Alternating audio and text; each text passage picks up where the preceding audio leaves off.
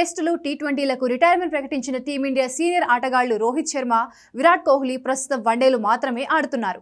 One day ప్రపంచ cup 2027 లక్ష్యంగా ఈ ఇద్దరు ముందుకు సాగుతున్నారు.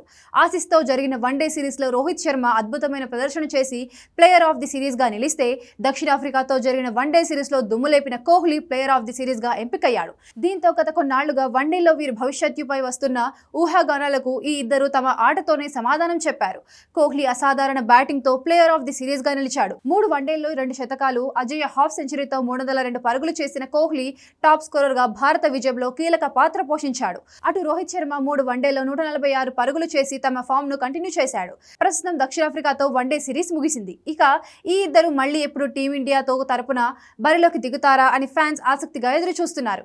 ఈ ఏడాది మళ్లీ రోహిత్ శర్మ, విరాట్ కోహ్లీని భారత జెర్సీలో చూసేందుకు అవకాశం లేదు. డిసెంబర్ 9 నుంచి భారత జట్టు సౌత్ ఆఫ్రికాతో 5 మ్యాచ్ల టీ20 సిరీస్ ఆడనుంది. ఈ సిరీస్ డిసెంబర్ 19న ముగియనుంది.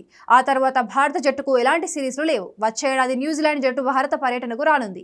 ఈ పర్యటనలో ఆతిథ్య భారత్తో కివీస్ 3 వన్డేలు, 5 టీ20 మ్యాచ్లు ఆడనుంది. తొలుత వన్డే సిరీస్ జనవరి 11 నుంచి ప్రారంభం కానుండగా టీ20 సిరీస్ జనవరి 21 నుంచి ఆరంభం కానుంది. వన్డేలు మాత్రమే ఆడుతున్న కోహ్లీ, రోహిత్ మళ్లీ టీమిండియా తరపున వచ్చే ఏడాది జనవరి 11లోనే బరిలోకి దిగుతారు.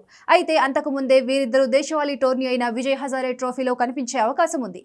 అయితే కోహ్లీ ఢిల్లీ తరపున, రోహిత్ ముంబై తరపున ఆడనున్నారు.